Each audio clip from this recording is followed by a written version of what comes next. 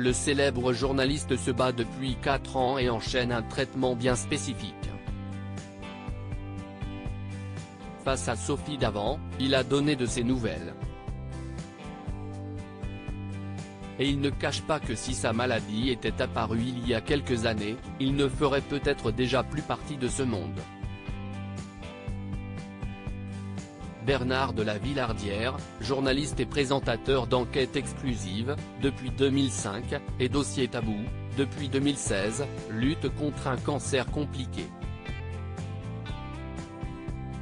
Dans un extrait de son entretien avec Sophie Davant, pour son émission diffusée samedi 13 mai, le mari d'Anne de Savignac et père de 4 enfants, Caroline née en 1987, Marc né en 1988, Rémi né en 1992 et Nicolas né en 1993, a donné des nouvelles de sa santé. Je vais très bien.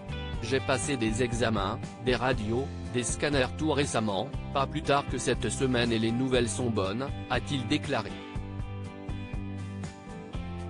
Un combat qu'il mène la tête haute même s'il est passé par de terribles moments d'angoisse comme il l'a ensuite expliqué.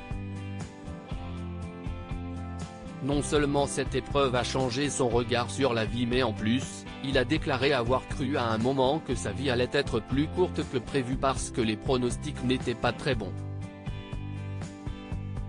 Un traitement à base d'immunothérapie. Bernard de la Villardière le sait, s'il va mieux aujourd'hui c'est parce que la médecine a fait des progrès, lui qui suit un traitement à base d'immunothérapie, qui consiste à administrer des substances stimulant les défenses immunitaires.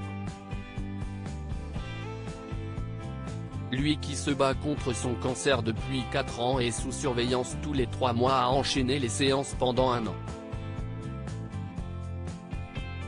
Il y a 12 ou 15 ans, peut-être que je serais déjà mort, donc c'est formidable, a-t-il déclaré.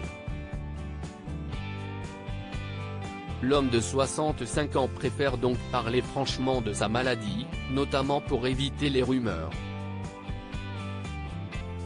Ainsi, avait-il donc expliqué, dans On refait la télé, sur RTL, l'origine de son changement physique, visible à l'antenne. En fait je me suis fait couper l'oreille donc ça se voit à l'écran et pendant un certain temps je me suis baladé avec un gros pansement sur l'oreille donc je l'ai dit. Et puis voilà je me cache pas, je suis dans les salles d'attente avec tout le monde et je ne réclame pas de traitement particulier. Pour Timag, Bernard de la Villardière avait aussi souhaité communiquer sur l'annonce de sa maladie et l'idée de la mort qui survient souvent avec. Cela a été un choc, mais je n'ai pas voulu que la maladie change mon existence. Dans ma carrière, j'ai eu la chance de faire plusieurs films sur la fin de vie et cela m'a beaucoup aidé à appréhender l'idée de la mort. Mais laissons les pensées négatives de côté car aujourd'hui, comme il l'a dit, il va mieux.